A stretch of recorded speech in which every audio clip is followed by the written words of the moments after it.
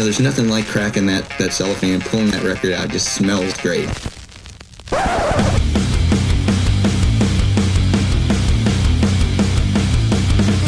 Welcome to BODS Mayhem Hour. Non-stop hardcore energy. I love the show, guys. You're awesome. Unlike any other. With your host, John the Bod, a.k.a. The Bod Father. Man, this stuff rocks. This is Michael Angelo Batio, and you're listening to BODS Mayhem Hour. The views and opinions of the guests do not necessarily reflect the views and opinions of BODS Mayhem Radio Network, its staff, affiliates, or sponsors. Parental discretion is advised. Welcome to BODS Mayhem Radio Network. Hey everybody, welcome to BODS Mayhem Hour. I'm your host, John the Bod, a.k.a. The Bod Father. And as always, I'm bringing you guys and gals awesome interviews. Today, it's an honor and a very huge privilege to welcome back to the show Mr. Michael Angelo Batio. Michael Angelo Batio will release his 12th studio album, More Machine Than Man, on June 12th via Rat Pak Records. The album features 13 new studio tracks and is the highly anticipated follow-up to 2013's Intermezzo. The album also features guest performances by former Lamb of God drummer Chris Adler, lending his drum skills on tracks More Machine Than Man, and the two Sirens. Also appearing on the album is renowned bassist Victor Mutant, who performs on AVTD, and guitar virtuoso Andrea Martigilli. I know I probably screwed that up altogether, but she guest solos on The Countdown Is On. So, Michael, welcome back to the show, and man, I'm glad you got a new album out. Oh, thanks. Yeah, me too. It's because Rat Pak released kind of a best of a few years after Intermezzo, and then we did some new songs on it, and but yeah, it's fantastic. I love to release new music, and I've had a long career, can't complain. How's it been working with Rat Pak Records so far for you? How's the relationship between you and the record company so far? Well, I enjoy working with them because they understand what I do. They let me play the music I like to play, and they have really good, how can I say, artist direction. I mean, look, with a publicist like Kevin, I mean, he's one of the top in the industry. And so, I get to work with great people, and that's what I like. There's that old meme, if you're the smartest person in the room, you're in the wrong room. And I like to think that, when it comes to the record industry, I want people that in that room that are smarter at it than me, or, with public relations. I don't know. That's not my area of expertise. I want people smarter than me and better than I am that do this. So I'm really happy with the label in every way. When you started out, did you ever think you would be releasing your 12th instrumental album in a pandemic that we're in right now, let alone a 12th album? Yeah, it's... Even when I was a little kid, like if you read one of the album titles, it said "No Backup Plan," and that's been the story of my life. When I was a kid, I started at 10. I knew I was going to be a professional guitarist. I knew it. I just said, and I knew I was going to travel the world. And it's sometimes like almost like a naive belief that you can do things. And I'm not saying I wake up every day going, oh, I'm awesome, I'm this. It's not about that. But I didn't know we would release this now, but the album's been done for a few months. And even during this, pandemic, I mean, what a terrible time. But, I've tried to use the time constructively and work on guitar riffs, work on music, do things that keep things moving rather than just sitting around. Although I have to admit, I've seen my share of movies I hadn't seen for a long time, but like everybody else, I'm grateful. I never take it for granted. I do something I love to do, and I'm super busy. If all goes well, I'm booked till the end of the year already, and then we're already talking about new guitars for 2021, and it's a great thing. What's impressed or excited you the most about making this new album, if anything? Is there anything about it that sticks out the most for you? I know this is a new album. I know you've got plenty in the tank, but what stands out more on this album? Well, working with Chris Adler. Now, Chris Adler was in Lamb of God on drums. he also was in Megadeth, and he won a Grammy. The first Grammy Megadeth ever won was with Chris playing drums. The songs that I did with Chris were arranged and recorded on drums by Josh Wilbur, who's a multiple Grammy award-winning producer. And so what he did was he really liked the riffs that I came up with. And then what he did is he sliced and diced it. And so I produced demos, and he listened to them, and he rearranged it, and then he put a click track down, and then we recorded these songs. So it was nice to get validation by Grammy award-winning people. And then when Chris heard the final versions of the songs, because once I got the drum tracks, I took it over as this instrumental project, and he told me, he's like, man, it's turned out really good. He was really happy. And so that's what excited me the most about this is, working with that caliber of people and knowing, you're in that, you're in the league. I mean, and I don't mean this in arrogant in any way, but that, Josh heard these songs in his own way and in ways I didn't really hear them, but it just turned out amazing. And he made the longest songs on the album are pretty much the ones that he did. I actually did much shorter versions of songs for this new record than I normally would do, because I just felt it's almost like the Instagram age where, people want to listen for a minute. So a lot of the songs on this new record are 4 minutes or under. And the ones I did with Chris Adler are long, but Josh liked it. He liked the way all these different parts that I had, and he put them together great. So working with Josh, though, did he get something out of you guys that maybe somebody else might not have gotten possibly? Well, I didn't record guitars with him. We only arranged it because it never got that far. And not that it was started off as a vocal project, and then things just changed. And it wasn't until about a year later that I revisited this and then finished the things. But the thing that I liked about Josh is the way he went about thinking about the music, and even if it was a strange time signature, he had a certain criteria that it had to have a certain feeling to him, and that was the thing that I liked the most. And and we talked about how to record and what he expected, and it was just really great. So how long did it take to write and complete this album, Michael? Well, I wrote the songs probably in about 3 months. And then I tour so much up until recently that I had to finish the album in between touring.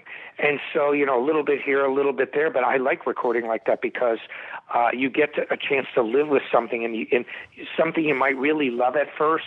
A month later, you hear it and go, "Ooh, that sucks." So or you don't like it. And maybe it doesn't even suck. You just don't think it fits. And so it took me about the total length of time, about a year and a half to finish it, which sounds like a long time, but when you consider I was on the road probably a year and 3 months out of that time total. And so I did it in increments, but that's kind of how I do all my albums because, it's just touring, recording. Any tracks standing out more to you than any right now on the album? I know it must change every time you read it, talk about it, or anything, because I know these are your babies. But do you have any that stand out for you? Well, one of them is called 21st Century Beck, and I meant Jeff Beck on there because it's really progressive and a lot of mixed meters. And then, I got to play really bluesy over the top and some of it. And I really liked that. And I was really conscious of the grooves on this new album. I mean, I always am, but this one more so. There's some really grooving songs and with just it's got this flow to it. It makes you want, and not all the guitars is like ripping. A lot of times on this album, the rhythm guitars are actually the main focal point. So it's a little different approach to what I've done before. But I like all the songs. Not one is better or worse to me than the others.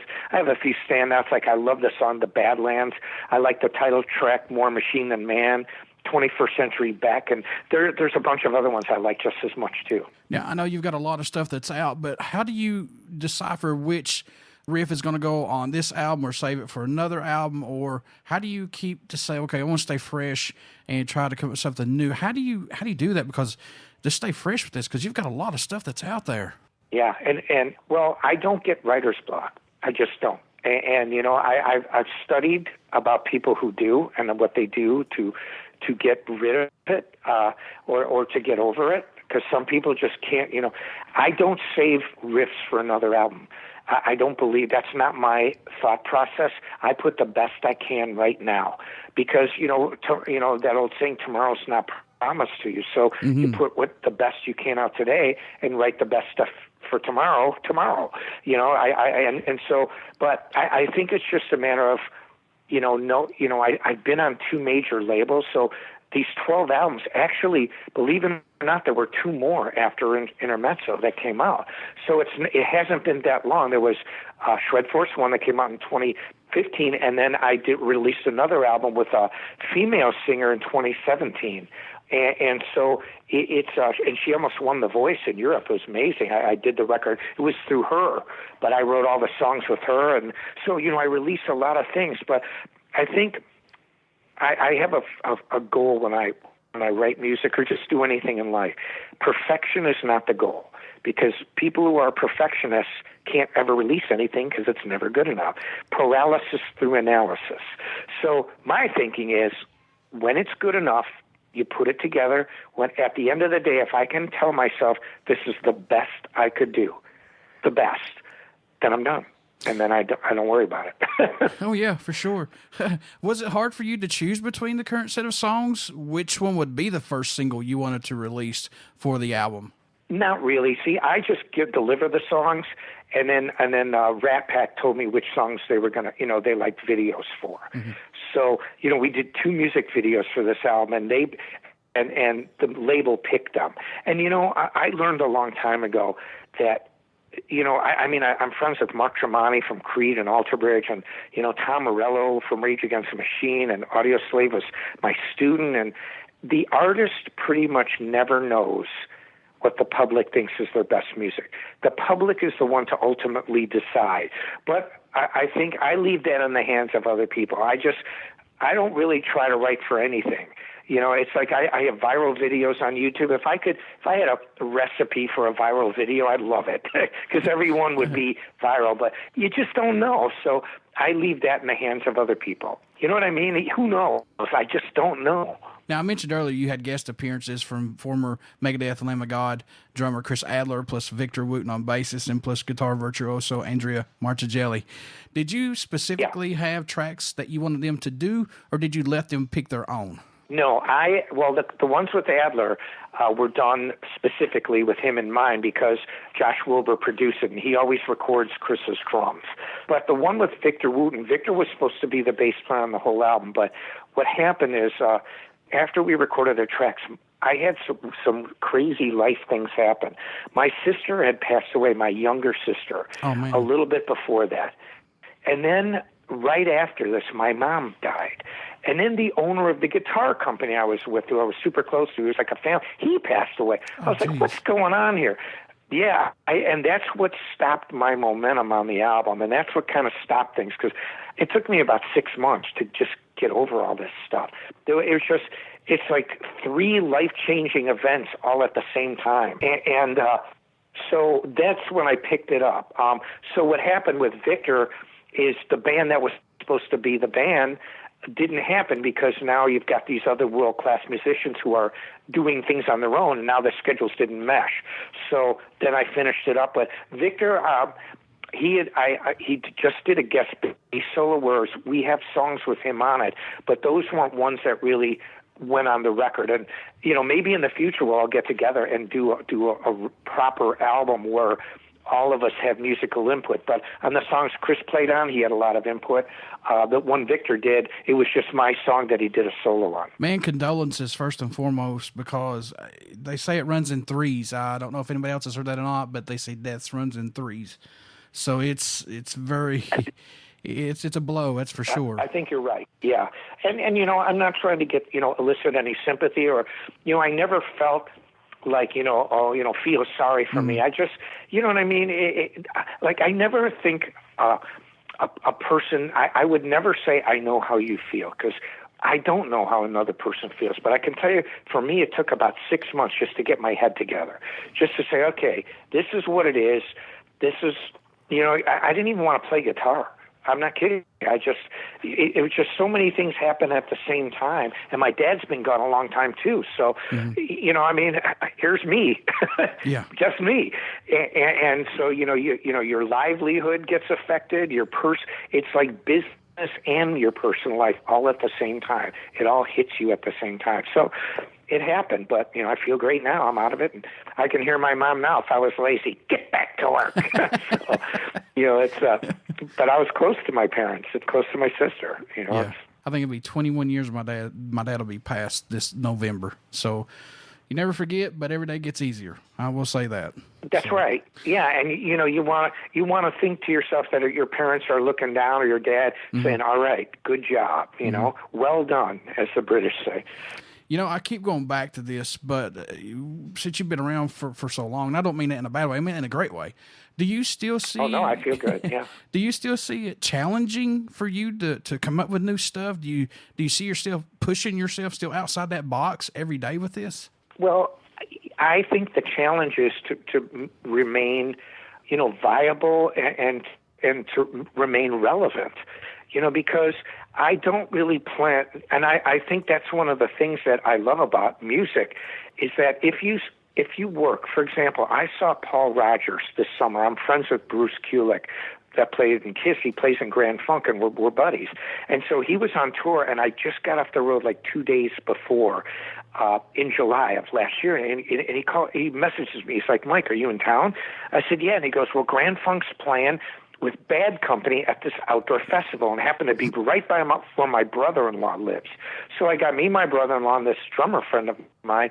We went to see Grand Funk, and here's the great thing. We go in, it was outdoors, it was a, outdoor festival, and so they had trailers set up for the dressing rooms, and, obviously everybody had their own trailer.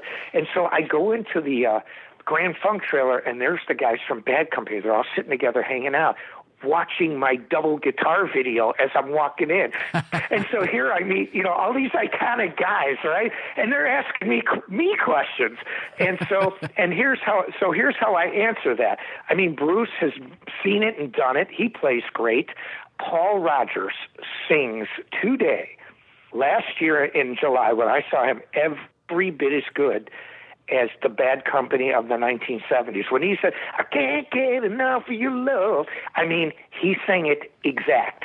All the high notes you expected, and then they did that song, All Right Now, and I mean, he sounded so great. And the moral of this story, like, to answer your question in a long way, it's like, I'm inspired by people like that can continue to perform at a high level because it's music. We're not athletes.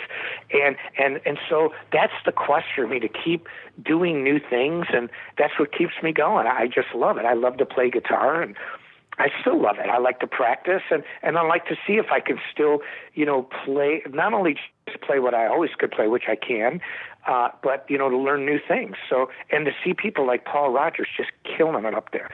Girls, I mean, all age groups in the audience. And there were like, he had all these young, like, groupie type girls. Literally, they're like, "Oh my God, Paul! Oh my God!" I mean, because he can sing that good. Yeah. And the guy's, he's older than I am.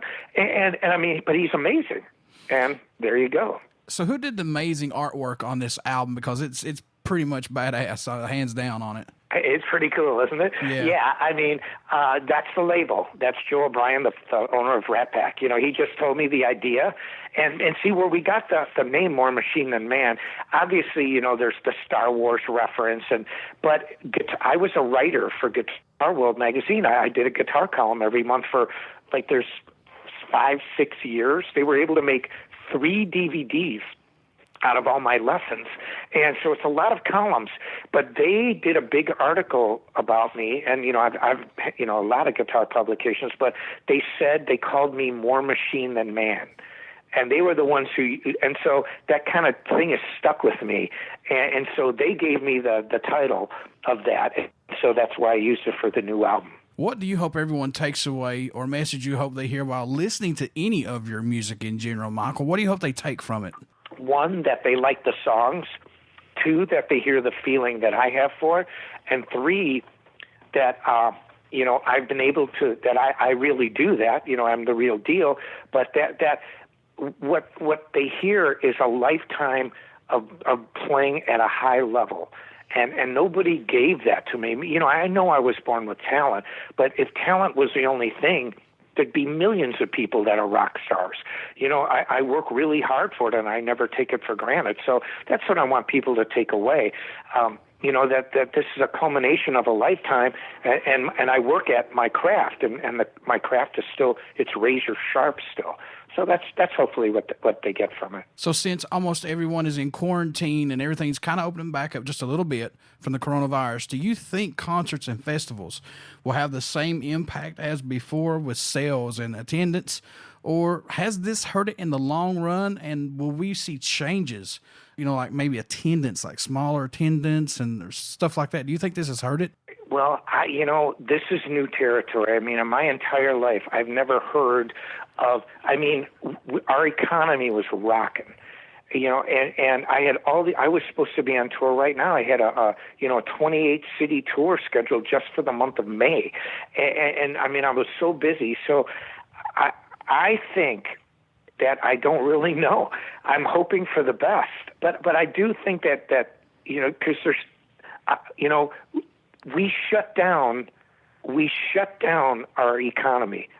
I can't remember that happening in our lifetime. So, and then you have certain people that feel that it should stay closed, and other people are like, hey, keep it open. And so I know this, that once I've had everything canceled on me, but I start again at the end of July. Is it going to be the big blown up tours like I'm used to? No. But I think that people, there was a plague in Europe, that wiped out, a lot of people. They rebounded. So, but I think in this day and age, there's so much information out there. So, and both sides of it. It's almost become politicized. So, I just think it's going to be all right. It'll be a new normal. There's some people that are going to be more affected. Maybe you'll see, like at concerts, people wearing masks at first, but now masks are starting to rock out. People are looking really wild in them, and it's like everybody will look like Slipknot in the audience. So what's so bad about that? So, but I think it's going to be a new normal, but I think it's going to be back to normal. I just think people aren't stupid, and we'll see what happens. I know you had a lot of music when you were younger. You had a lot of favorite songs, a lot of favorite albums. But did you have just that one song or one album that just made you, put you in a better perspective, like things are going to be okay, let you escape? Did you have that possibly?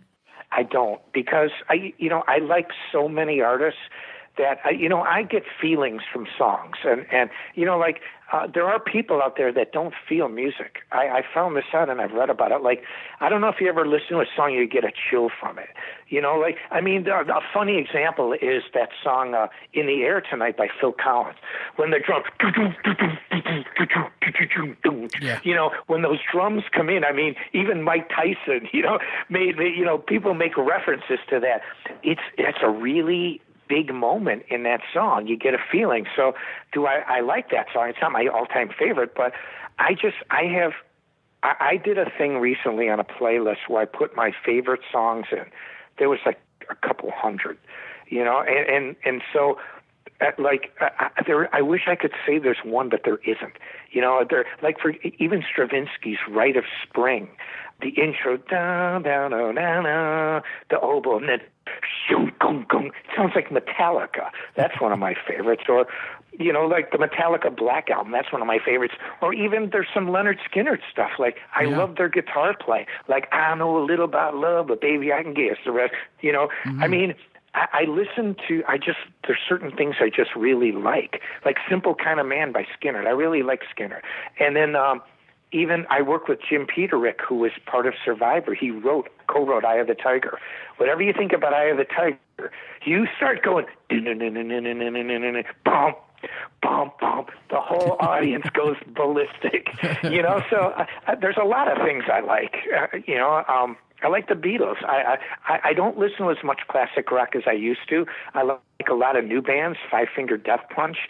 I like some pop songs. I just like everything. But I like a song. If it gives me a certain feeling, that's what I like about it. Folks, you want to get out and pick up Michael Angelo Batio's 12th studio album, More Machine Than Man, on June 12th via Rat Pak Records.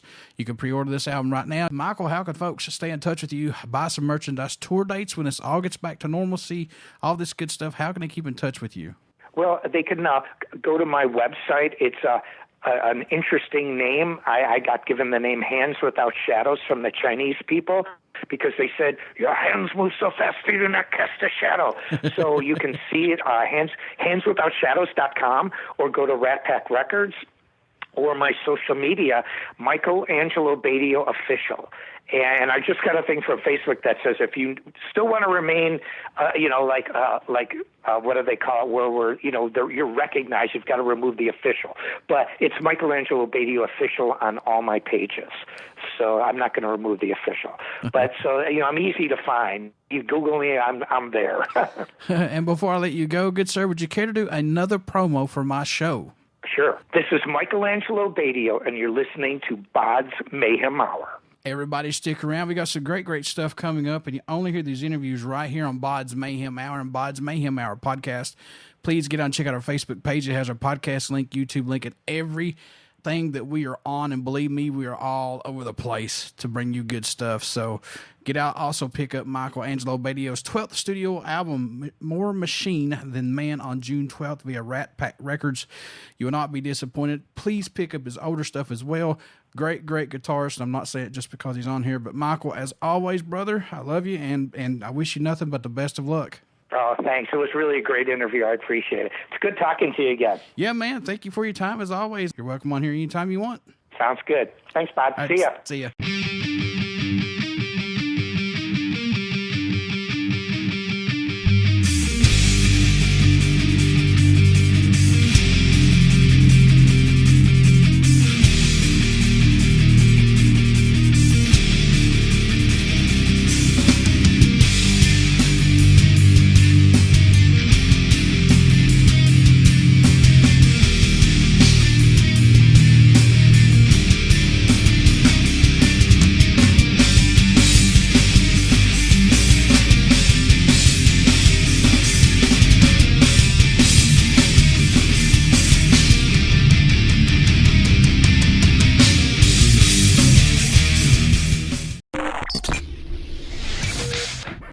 You're listening to BODS Mayhem Hour. Follow us on Facebook, Twitter, and Instagram.